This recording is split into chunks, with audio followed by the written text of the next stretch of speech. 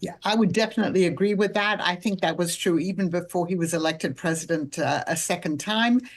Certainly, Steve Witkoff, every time that the chief negotiator, every time he's met with Putin, has come out and essentially repeated the Russian version of all events. And President Trump has most of the time, too. You occasionally get instances like on Saturday, after he met with President Zelensky, when he was critical of Russia for its continued bombing and killing of Ukrainian civilians, particularly since these negotiations have begun. But I think his view of the world, his view of the conflict, echoes Putin.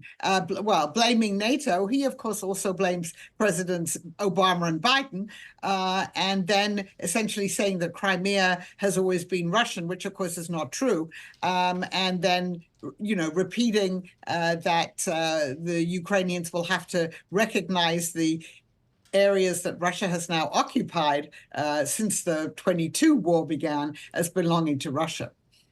All right. So we've heard from the Secretary of State, too, I think, about the president having to make or expected maybe to kind of come to some conclusion this week when it comes to, I guess, U.S. involvement in the Russia-Ukraine war. I don't know. What are you expecting to come next here, Angela?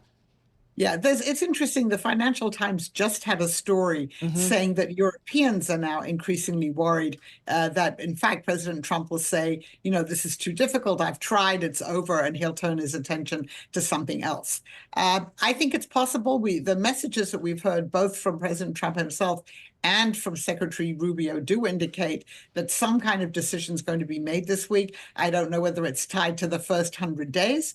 But I think we just have to keep remembering that there are two sets of negotiations going on, and that even if President Trump says he's not interested anymore in trying to end the war or negotiate, it's too hard, the restoration and improvement of U.S.-Russian relations will probably go ahead. And of course, that's what Putin really wants. Well, explain that. How is he leveraging Russia's invasion of Ukraine to improve relations between the U.S. and Russia?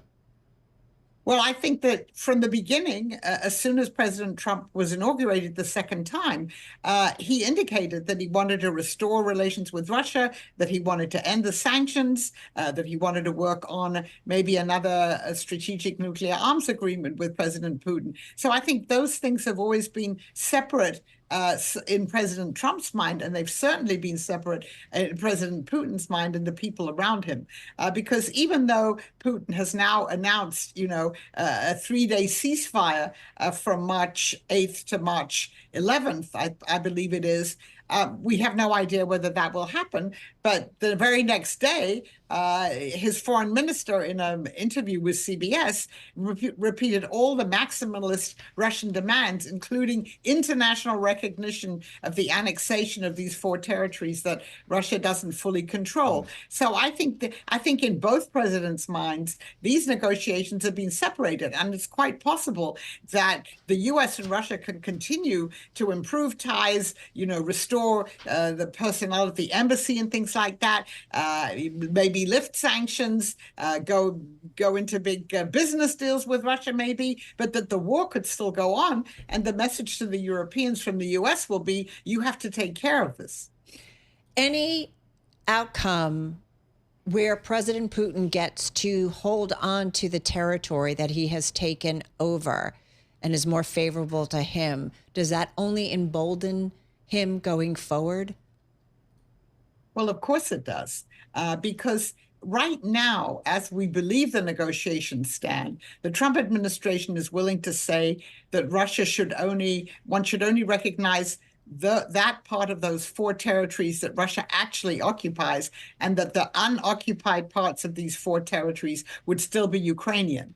And so, that would certainly be a mild gain for Ukraine.